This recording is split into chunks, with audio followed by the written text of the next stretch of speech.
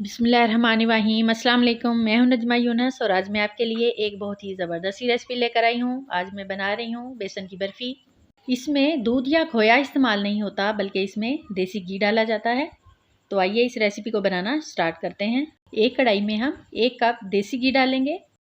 जब घी गर्म हो जाए तो अब हम इसमें 1 टीस्पून इलायची पाउडर डाल देंगे। मिठाइयों में इलायची की खुशबू बहुत ही अच्छी लगती है। अब हम इसमें 1.5 कप बेसन डाल देंगे जिसको हमने अच्छी तरह से छान लिया है और हल्की आंच पर हम इसको भूनेंगे। अंदर अगर गुठलियाँ वगैरह हों तो उसको स्पैचुला की मदद से हम अच्छी तरह से मिक्स कर देंगे।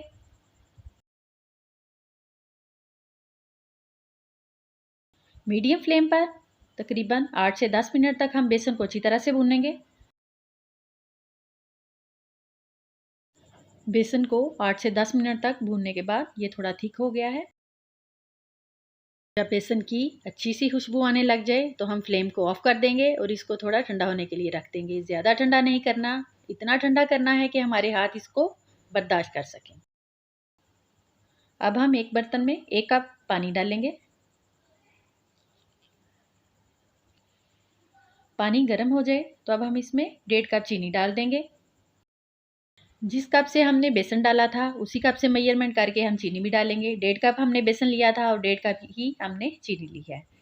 अब चीनी को हम पकाएंगे, इसे हम चाशनी तैयार करेंगे।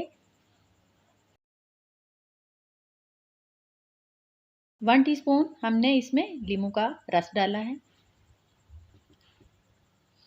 इससे चाशनी क्रिस्टलाइज नहीं होती और बहुत ही अच्छी बनती है।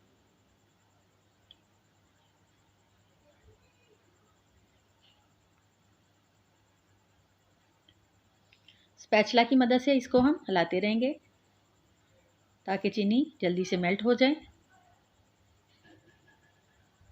फ्लेम को हमने थोड़ा हाई कर दिया है ताकि ये जल्दी से तैयार हो जाए। चाशनी को पकाते हुए चम्मच को मुसलसल हिलाएंगे। एक तार की चाशनी तैयार हो चुकी है लेकिन हमें थोड़ी और गहरी चाशनी चाहिए।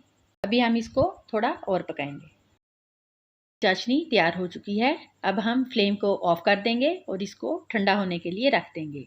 इसको ज़्यादा ठंडा नहीं करेंगे, बस इतना ठंडा करेंगे कि इसको हमारे हाथ बर्दाश्त कर सकें।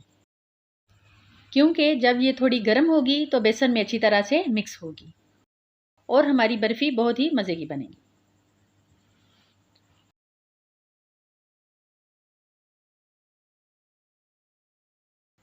चाशनी को ठंडा करने के बाद अब हम एक बड़ा बर्तन लेंगे। आप कोई ट्रे वगैरह भी ले सकते हैं, कोई और भी बड़ा बर्तन ले सकते हैं। इसमें भुने हुए बेसन को डालेंगे और चाशनी को थोड़ा ठंडा करने के बाद कि उसको हाथ लगाया जा सके वो भी हम इसमें शामिल कर देंगे। ठंडी होने के बाद चाशनी इस शक्ल में आ जाती है, थोड़ी सख्त हो जाती है और इन दोनों चीज़ों को हम अच्छी तरह से गूंदेंगे जैसे आटे को गूंदा जाता है।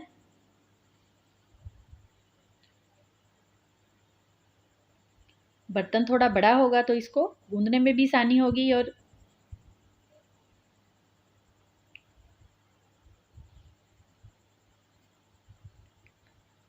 अब हम इसको एक केक पैन में डाल रहे हैं।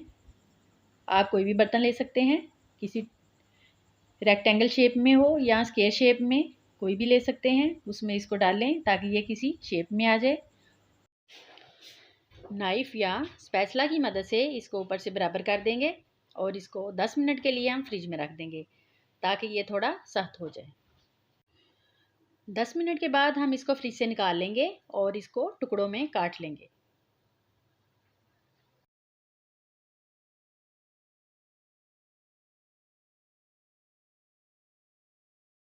छोटे पीसीस में या बड़े पीसीस में अपनी मर्जी से हम काट सकते हैं। तेज छुरी की मदद से इसको काट कर हम इसके छोटे छोटे टुकड़े कर लेंगे बर्फ़ी की शक्ल में।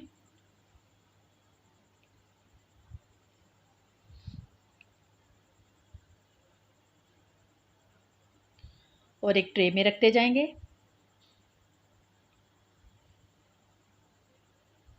बहुत ही ज़बरदस्त बर्फ़ी तैयार होती है इससे। इसको आप 1 महीना या इससे ज़्यादा टाइम के लिए भी रखकर इस्तेमाल कर सकते हैं। मेहमानों को चाय के साथ भी पेश कर सकते हैं।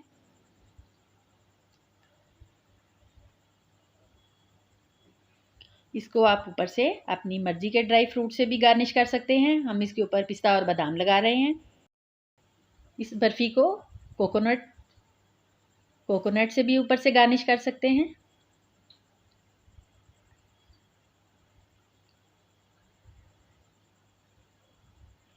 कुछ पीसीस को हमने कोकोनट से गार्निश किया है।